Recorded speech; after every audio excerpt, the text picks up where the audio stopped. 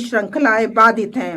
नई प्रौद्योगिकियां जल, ऊर्जा, महत्वपूर्ण खनिजों की मांगों को काफी तेजी से बढ़ाते हुए उत्पादन प्रणालियों को बदल रही है। भारत समावेशिता के साथ आकांक्षाओं का संतुलन बनाते हुए विकसित भारत की ओर विश्वास से भरे कदम उठाता रहेगा। बढ़ते व्यापार और पूंजी आवश्यकताओं के साथ बढ़ती अर्थव्यवस्था के रूप में भारत को वैश्विक बाजारों से नजदीकी से एकीकृत होना होगा और अधिक से अधिक निर्यात करना होगा तथा दीर्घकालिक निवेश को भी आकर्षित करना होगा। भाग 1। जब मैं बजट का भाग का आरंभ कर रही हूं, मैं विश्व की सबसे बड़ी अर्थव्यवस्थाओं में से एक बनने की दिशा में आगे बढ़ने में बड़ी मजबूती के साथ हमारे साथ खड़े रहने के लिए लोगों के प्रति अपना आभार व्यक्त करती हूं। हमारा लक्ष्य है कि हम विकास के लाभ प्रत्येक किसान, अनुसूचित जाति, अनुसूचित जनजाति, घुमंतू, युवा, गरीब और महिलाओं तक पहुंचाना सुनिश्चित करते हुए आकांक्षा को उपलब्धि तथा संभावना को कार्य निष्पादन में परिवर्तित करें। विकसित भारत युवा नेता वार्ता 2026 में हमारे प्रधानमंत्री जी के साथ अनेक नवोन्मेषी विचार साझा किए गए जो कई प्रस्तावों का आधार बने हैं, जिससे एक युवा शक्ति संचालित बजट बन गया है। हमारी सरकार का संकल्प हमारे गरीब, शोषित और वंचितों पर ध्यान देना है। इस संकल्प को पूरा करने तथा यह देखते हुए कि कर्तव्य भवन में तैयार होने वाला यह बजट पहला बजट है, हम 3 कर्तव्यों से प्रेरित हैं।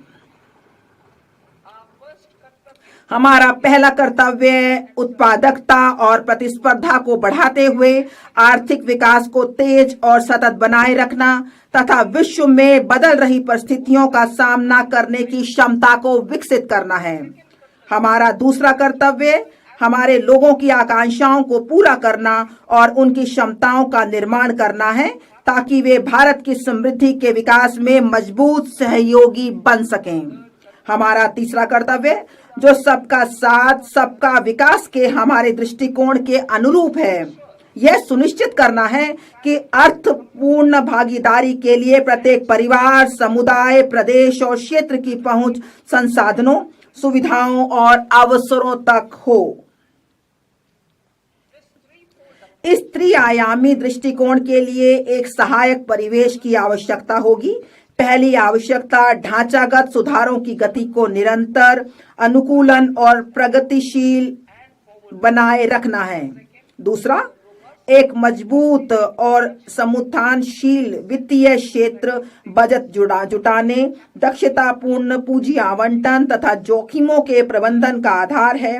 तीसरा, आर्टिफिशियल इंटेलिजेंस एप्लीकेशन सहित अति उन्नत प्रौद्योगिकियां सुशासन में सहायक बन सकती हैं। सुधार एक्सप्रेस।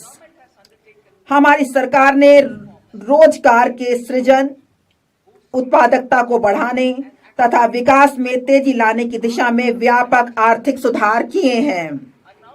वर्ष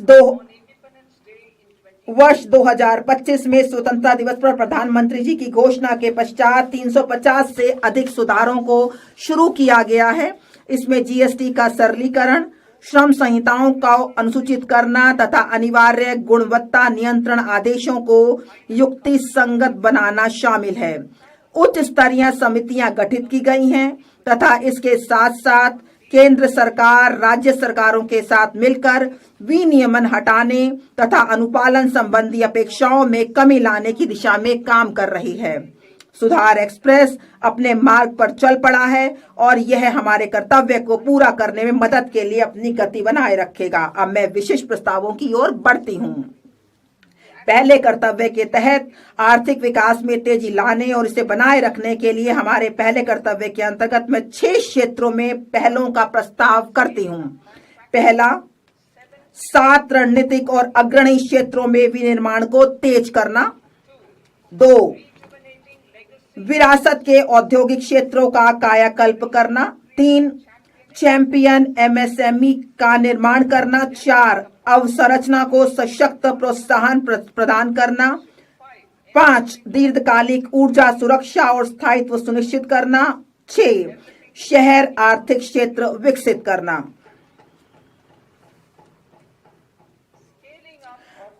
रणनीतिक और अग्रणी क्षेत्रों में निर्माण को तेज करना।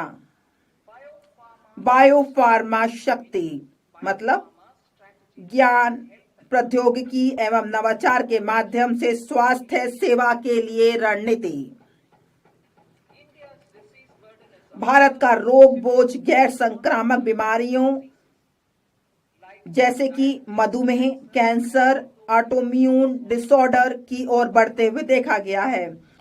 किफायती लागत पर गुणवत्ता के साथ दीर्घायु जीवन के लिए जैविक दवाएं महत्वपूर्ण हैं। भारत को एक वैश्विक बायोफार्मा विनिर्माण केंद्र के रूप में विकसित करने के लिए